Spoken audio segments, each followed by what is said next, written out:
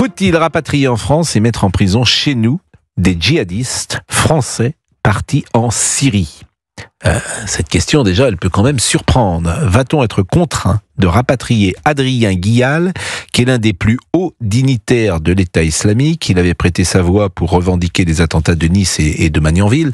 Je fais juste une parenthèse, mais on a du mal, on ne peut pas même expulser de France des influenceurs comme Boualem, c'était cela, le Boualem, c'était le nom sur lequel il pouvait exister sur les réseaux sociaux, et on serait contraint de reprendre un haut dignitaire du parti, un haut dignitaire djihadiste parti en Syrie. La Cour administrative d'appel de Paris a été saisie cette semaine par l'avocat de la famille. Adrien Guillal est aujourd'hui entre les mains des Kurdes. Il est emprisonné dans le nord-est de la Syrie et sa mère exige son retour en France car elle estime qu'il est menacé, elle craint pour sa sécurité. Je comprends une mère, il faut toujours évidemment comprendre une mère et je comprends la famille. Simplement, est-ce que la France n'est pas en danger en faisant revenir sur son sol un homme qui a choisi en plus de la quitter, et non seulement de la quitter, mais ça va bien au-delà de la trahir et de dire pique-pendre sur ce qu'est la France. Alors on est avec Étienne Mangeot, qui est avocat de la famille d'Adrien Guillal. Je le remercie d'être avec nous. Bonjour Monsieur Mangeot. Bonjour Monsieur Pro.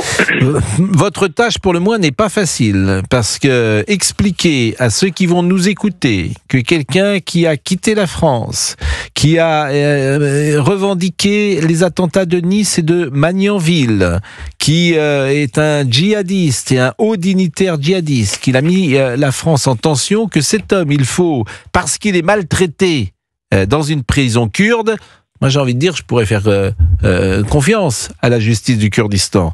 Eh bien, vous allez quand même avoir du mal à nous convaincre que cet homme doit revenir sur le sol de France, Monsieur Mangeot.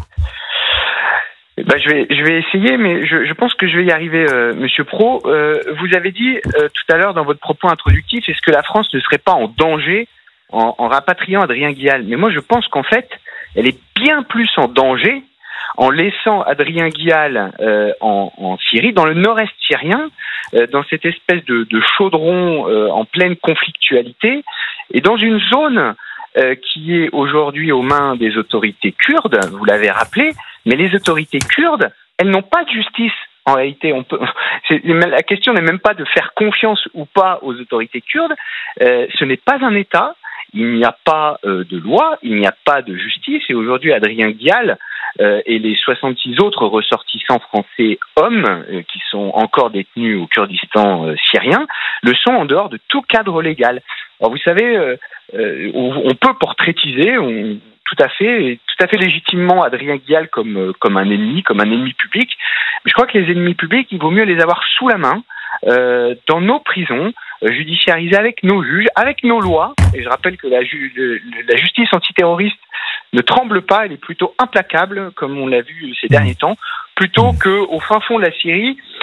Bon, je rappelle juste que depuis la chute de Bachar el-Assad, on a quand même des groupes qui ont pris Damas, pour lesquels on peut avoir une confiance toute relative, et je ne voudrais pas qu'il se repasse ce qui s'est passé finalement avec Bachar el-Assad au début du printemps syrien, quand on a ouvert en grand les prisons pour justement gonfler les rangs de Daesh, d'islamistes de tout poil. Bon, Monsieur Mangeot, il est 11h38, vous êtes à l'écoute d'Europe 1 et je rappelle que vous êtes donc l'avocat de la famille d'Adrien Guillal, et faut-il rapatrier en France et mettre en prison chez nous des djihadistes français partis en Syrie? Bon, j'entends ce que vous dites. La difficulté, c'est que ce monsieur revient en France. Bon, il est jugé par la France. En France, il faut apporter des preuves pour juger quelqu'un. Évidemment, les preuves manqueront de ce qui s'est passé à des milliers de kilomètres de la France pour expliquer que Monsieur Guillal est responsable ou a fait ce qu'il a fait.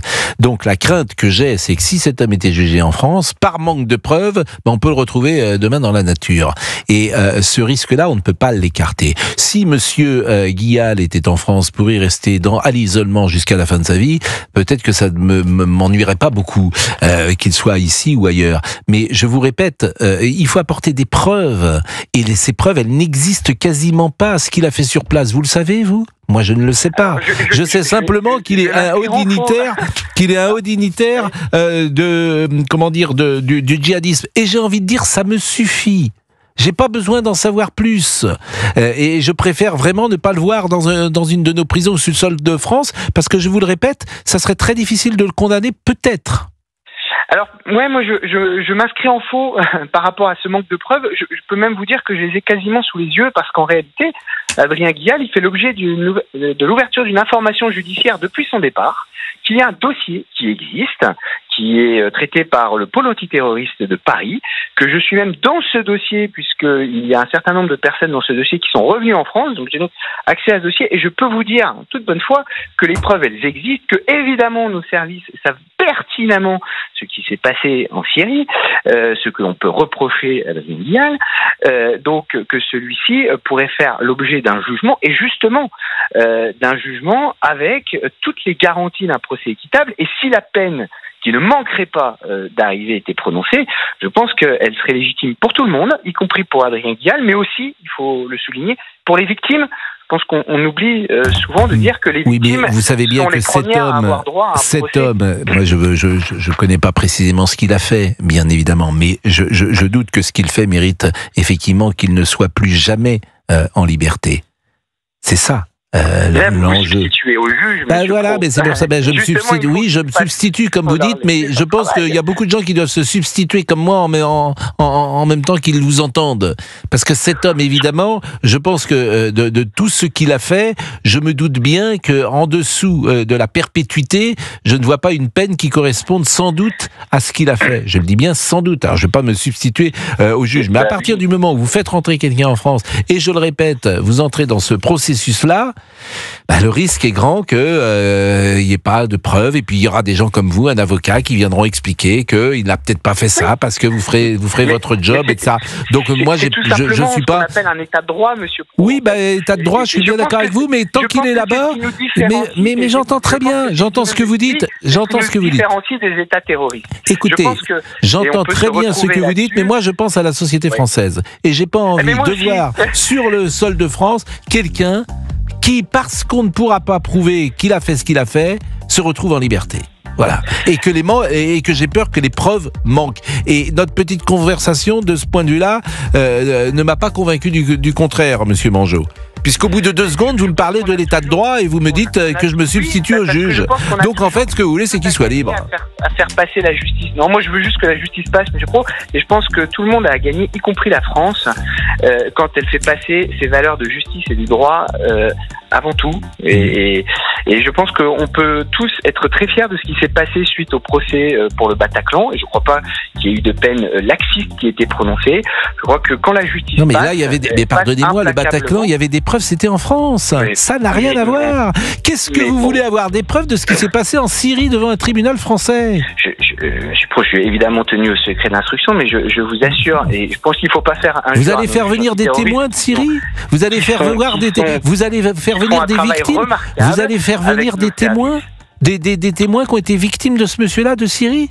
Mais évidemment que ça n'existera pas. Il faut que vos auditeurs sachent qu'il y a déjà eu des rapatriements, alors non pas de ressortissants hommes, mais la France a quand même rapatrié une centaine de femmes et d'enfants qui sont aussi des personnes qui ont vécu sur zone, qui sont autant de témoins potentiels. Et moi, il est 11h40.